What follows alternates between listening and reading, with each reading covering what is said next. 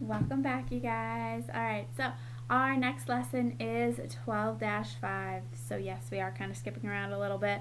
But what we're looking at is more with solids, and now we're taking and specifically looking at trying to find out the volume of solids. So volume being how much it takes to fill up our figure. So if we were thinking about a bucket and filling that all the way to the brim, that'd be looking at the volume of it. So volume is finding out how much space is inside of our figure. So let's go ahead and get started. So, like I said, volume. So how can you measure space inside a figure? Volume is the number of cubic units needed to fill a solid figure. So like I said, it's how much it takes to fill up the figure. The cubic unit is the volume of a cube with 1 unit on each side. So if we have a cube and its sides are all 1 dimension or 1 unit, then it's a cubic unit. So we always refer to our volumes in terms of cubic units. So how many little 1 by 1 by 1 cubes can fit inside of our figure. So what is the volume of this solid? Now on mine, I have it drawn with all the cubes shown. On your assignment, it's going to show you the base number of cubes and then how many high there are, and then you'll kind of have to take and count that out. So with this one, we're going to take and sort of do it that way, even though it doesn't quite look that way. It was a little hard to figure out how to draw it to make it look right for you guys. But for this, if we look, the base of this has 4 squares on it. So there's 4 cubes that make up the base. It's 2 cubes high. So let me grab my marker, hang on. So we've got the 1, 2, 3, 4. We've got those 4 cubes marking our base. And then we have 2 cubes high. 4 times 2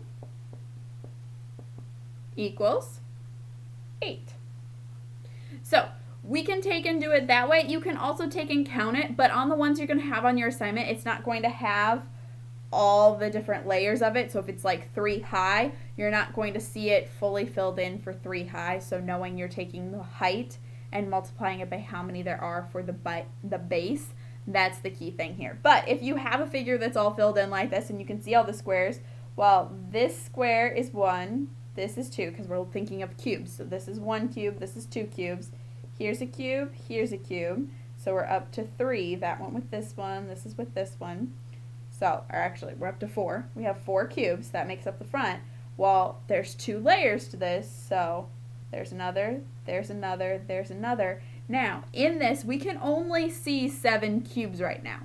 But there's one in the back underneath this one on the bottom level that we can't see because of the direction of our cube. But it is 8, so we can count these out, or you can find how many make up the base, how many squares make up the base, or how many cubes make up the base, and then how many make up the height, and multiply those 2 things together.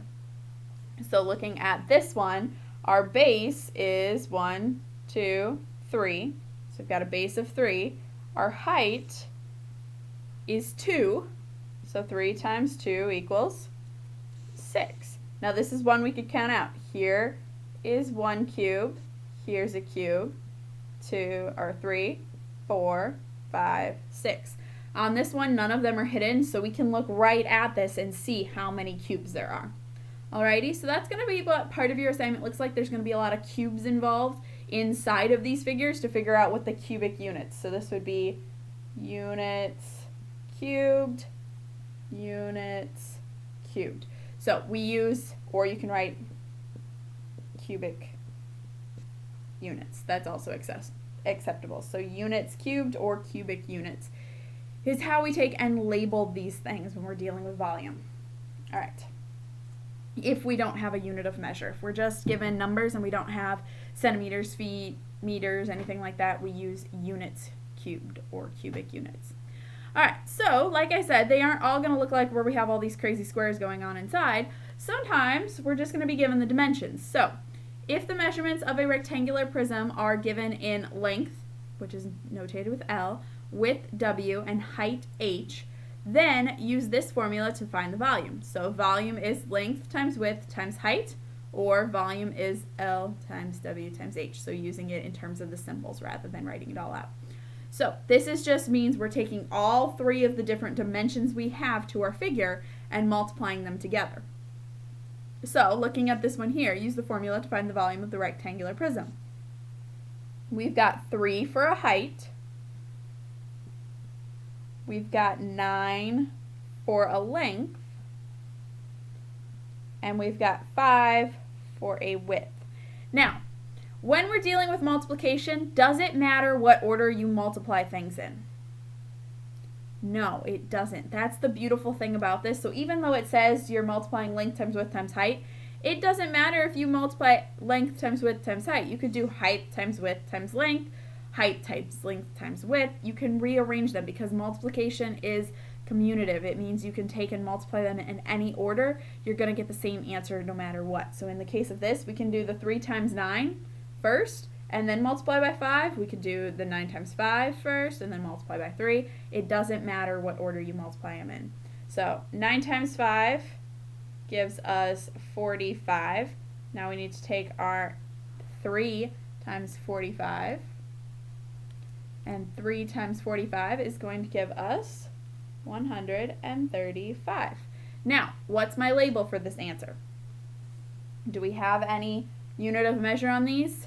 Nope. So I'm going to put units cubed. That is a 3. I know it kind of looks weird. There we go.